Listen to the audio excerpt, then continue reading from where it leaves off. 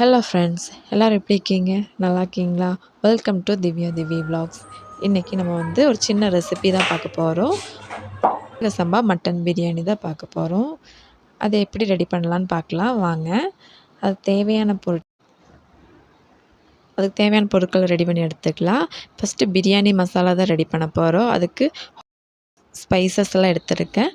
First பட்டை, கிராம்பு, ஏலக்காய், சீரகம், சோம்பு, குருமிளகு, பிரியாணி லீஃபு, ரோஜா இதழ்கள், அதுக்கப்புறம் கல்பாசி இதெல்லாம் போட்டு ஃபஸ்ட்டு ஒரு நல்லா ட்ரை ரோஸ்ட் பண்ணிக்கலாம்.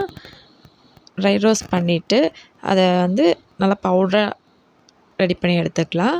அதுக்கப்புறம் மட்டன் இஞ்சி பூண்டு போட்டு நல்லா வேக வச்சுருக்கேன்.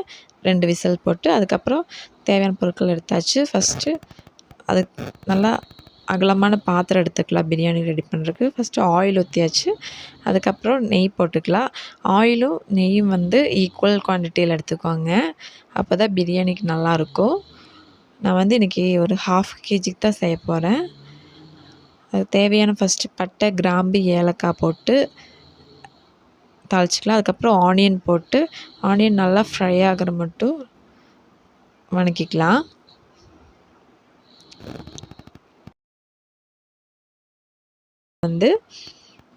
சால்ட்டு வணங்கறதுக்கு வேண்டி கொஞ்சம் சால்ட் போட்டுக்கலாம்.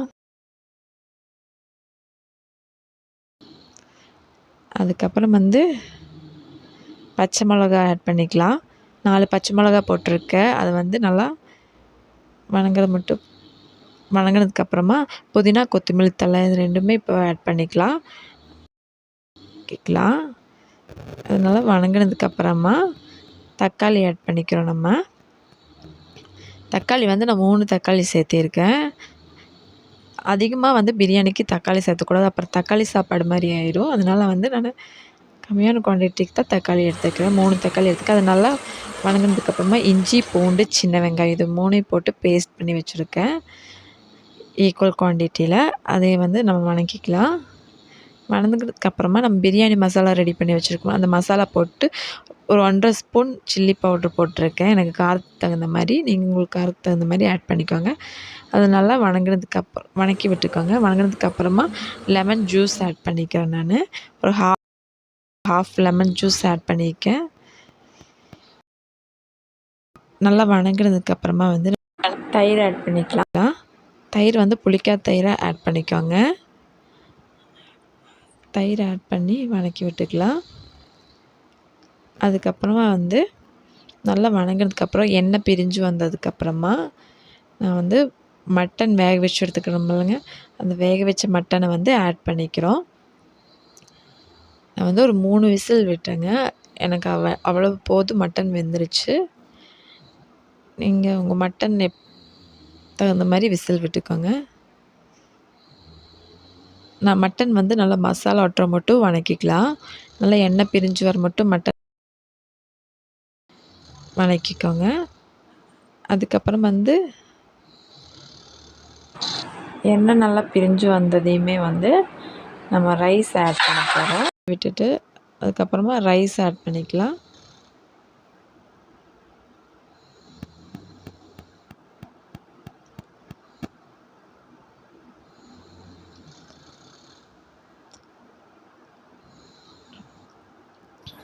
ரைஸ் ஆட் பண்ணி ஒரு நல்லா மிக்ஸ் ஆகிற மட்டும் ஒரு வதக்கிடுங்க.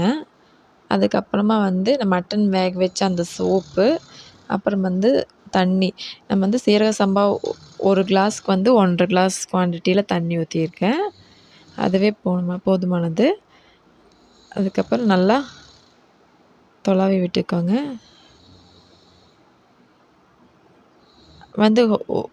ஒரு 10 நிமிஷம் ஹை ஃப்ளேமில் வச்சுக்கோங்க. தேவையான சால்ட் போட்டு, சால்ட் பிரியாணிக்கு நம்ம ஃபைனலாக சேர்த்தும் போது டேஸ்ட் பண்ணி பார்த்துக்கோங்க. கொஞ்சம் சால்ட் தூக்கலாக இருந்தால் தான் பிரியாணி உப்பு கரெக்டாக இருக்கும் வெந்து வரும்போது.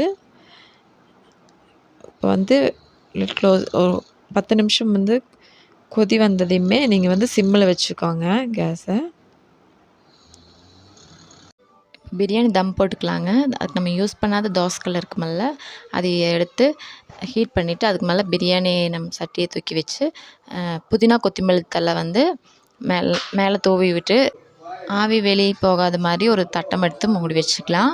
அதுக்கு மேலே ஒரு வந்து நல்ல வெயிட்டான ஏதாவது பொருளை வச்சுக்கோங்க. நான் வந்து இஞ்சி பூண்டு தட்டுற அந்த கல் எடுத்து மேலே வச்சுருக்கேன். அப்புறம் ஒரு 10 மினிட்ஸ் கழிச்சு எடுத்து நல்லா ஒரு கிளறி விட்டுக்கோங்க. இப்போ வந்து சூப்பரான பிரியாணி ரெடி ஆயிடுச்சு. நல்லா உதிரியாக பிரியாணி வந்திருக்கு. உங்களுக்கு பிடிச்சிருந்தா லைக் பண்ணுங்கள், ஷேர் பண்ணுங்கள், சப்ஸ்கிரைப் பண்ணுங்கள்.